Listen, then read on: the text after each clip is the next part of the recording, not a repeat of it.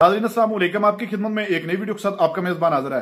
नाज़रीन, गुज़िश्ता रोज से एक खबर बड़ी गर्दिश कर रही है कि बानिए पीटीआई और वक्ती हुकूमत के माबैन मुज़ाकरात की बातचीत चल रही है, जिस पर आज वक्ती हुकूमत के सीनियर रहनुमा राना सनाउल्लाह ने खुलकर सब कुछ बता दिया है। और कल एक निजी टीवी चैनल के प्रोग्राम में फैसल वाडा ने वक्ती हुकूमत को एक नालायक हुकूमत करार दिया, जिस पर राना सनाउल्लाह ने मोहसिन नकवी जो कि वजीर दाखिला पंजाब और फैसल वाडा की तारीखी क्लास लगा दी और सब कुछ उधेड़ के रख दिया। नाज़रीन, वीडियो बड़ी कमाल की है, वीडियो मुलाजा फरमाए, फिर इस पर मुकम्मल तफसील से बात करते हैं। सर ये बताइएगा, थैंक यू। आज जो खान साहब ने ये जो खबर आई आपके लिए कुछ हैरत का बायस थी? आपके ख्याल में ये बात कुछ मटीरियलाइज होगी? एक तो जो मैंने अर्ज किया कि जिन हालात में ये मुलाकात हुई और फिर उसके बाद अलीमा खान साहबा का ये कहना कि हाँ जी अगर इस्टेब्लिशमेंट बात करती है और हमारी बातें मान लेती है, यानी उन्होंने वाज़ेह तौर पे इंदिया दिया कि फौज चाहे तो हमसे बात कर ले। ये बात मटीरियलाइज होगी 24 के धरने से पहले? कुछ इस्टेब्लिशमेंट के कौन से लेवल के साथ वो जो है वो बात करनी चाहते हैं, और अगर वो बात करने पे आमादा हो के अपना प्रोग्राम जो है वो उसको कैंसिल या उसको ख़त्म करना चाहते हैं, हाँ, तो ये तो हो सकता है कि शायद ऐसे हो जाए। उन्हें किसी तरफ से ये कह दिया जाए कि ठीक है जी आपके साथ मुज़ाकरात करेंगे।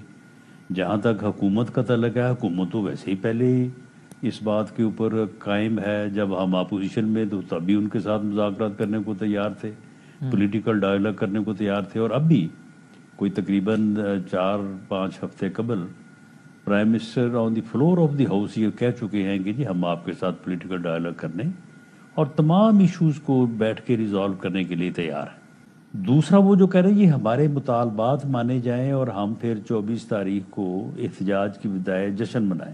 मुतालबात उनके क्या हैं? 26वीं तरमीम जो है वो वापस ली जाए, हाँ, खान साहब के समेत तमाम सियासी जो या उनके जमात के जो लोग हैं जो कि 9 मई के भी मुल्ज़मान हैं, उन सब को जो है वो रिहा किया जाए। जी हाँ, उनका जो मैंडेट है वो उनको वापस किया जाए। जी हाँ, उसके नतीजे में उनको हुकूमत में बिठाया जाए और उसके नतीजे में हम सारे जाके अडयाला जेल में जो है ना वहाँ पे जहाँ पे खान साहब है हम वहाँ पे जाके बैठे। ये उन्होंने नहीं कहा, ये आप कह रहे हो। ये उन्होंने उनके मुतालबात में ये नहीं है कि आप जेल में तो फिर नहीं तो फिर और फिर क्या, अगर मैंडेट उनको वापस करना है तो फिर उनको हुकूमत में आपको पता है फिर अगला काम यही होना है, उनकी हुकूमत में आने का मतलब आपका जेल जाना ही है। बस तो फिर आप मुझे ये बताएं कि ये अब बात तो हो रही है कि जी आला सतह पे राब्ता हो गया, निचले सतह पे राब्ता हो गया है। हाँ हाँ, वो कहते हैं कि बेशक आप ही बात कर लें लेकिन ये तय हो कि एस्टेब्लिशमेंट की ईमा पर आप बात कर रहे हैं। इसकी दलील के तौर पे मैं ये कह रहा हूं, उनके अकाउंट पे आज भी वो ट्वीट मौजूद है कि जब उन्होंने धरने का ऐलान किया तो कहा भाई ये कमेटी मैंने बना दी है, एस्टेब्लिशमेंट अपने हैंडलर्स में से जिसको भी आगे कर देगी हम उससे बात कर लेंगे। अभी उनको लगता है कि आप बात कर रहे हैं अपने तई, इसमें एस्टेब्लिशमेंट की रजामंदी नहीं है, इख्तियार सारा उनके पास है। जिस दिन उन्हें लगा कि एस्टेब्लिशमेंट आपको कहे हाँ यार बात करो हमारे बेआब, वो आपसे बात कर लेंगे। आप उनका मैंडेट लेकर फिर बात करेंगे आपसे। नहीं अपना बदामी साहब उनका जो बयानिया है, हाँ, वो एस्टेब्लिशमेंट के बगैर हम तो जो है वो कोई काम करते ही नहीं है, वो बकौल खान साहब के। आपकी और पीटीआई की बात होती है और कुछ तय पाता है, जो भी आप तय करेंगे एस्टेब्लिशमेंट उसमें कभी आपको सपोर्ट ही करेगी, किसी बात पे अपोज नहीं करेगी। आपके पास मैंडेट है कि आप जो चाहें तय करें। देखिए मौजूदा सूरत हाल में एक पॉलिटिकल वर्कर के तौर पे मेरा ये मानना है कि जब देखें इस मसले का जो भी यानी ये इलेक्शन से मुतल्लिका है, ये बाकी मामलात हैं, कॉन्स्टिट्यूशनल अमेंडमेंट है, इसका कोई और तरीका नहीं है पॉलिटिकल डायलॉग के अलावा।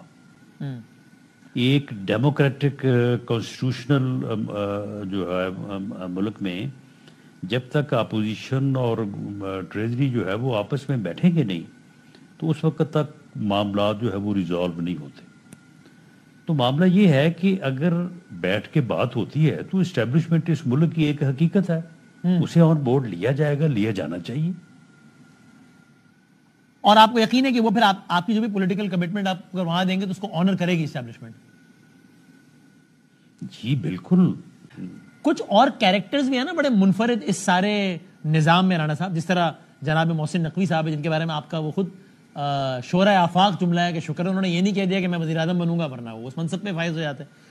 اسی تسلسل میں ایک صاحب کا نام جناب فیصل واوڈا صاحب ہے، وہ آج کل پی ٹی آئی کو تو رگڑ ہی رہے ہیں، لیکن وہ آپ کو بھی بالکل نہیں بخش رہے۔ کل انہوں نے ہمارے پروگرام میں کہا کہ بدامی صاحب 2 پائے کے نالائق ترین لوگوں میں مقابلہ ہے، اور میں اس حکومت سے کہتا ہوں کہ اللہ کا واسطہ ایک مہربانی کرے، وہ یہ کہ ایک کام کرے، وہ یہ کہ کچھ نہ کرے، گھر جا کے سو جائے، سنبھال لیں گے، پی ٹی آئی کو آنے دیں، ہم دیکھ لیں گے ہم نے کیا کرنا ہے۔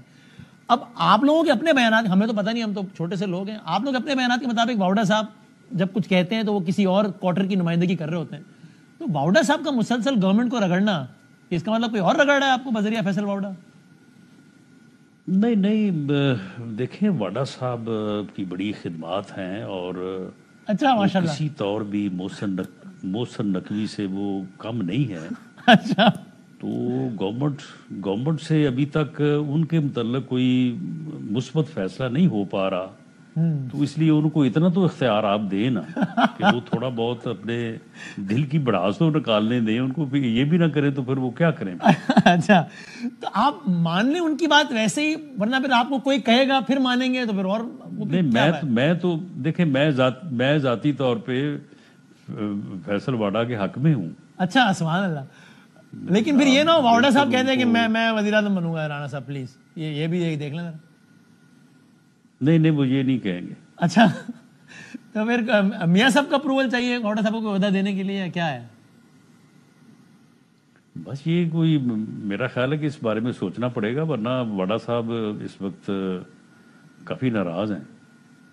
آپ سفارش کر دیں گے لیکن میاں صاحب سے کہ میاں صاحب ٹھیک ہے، مہربانی کریں، ایک گناہ اور صحیح، کیا ہو گیا؟ جی میں تو واڈا صاحب کو اس وقت بھی سفارشی تھا جب وہ پی ٹی آئی میں تھے۔ اچھا، اوکے، صحیح۔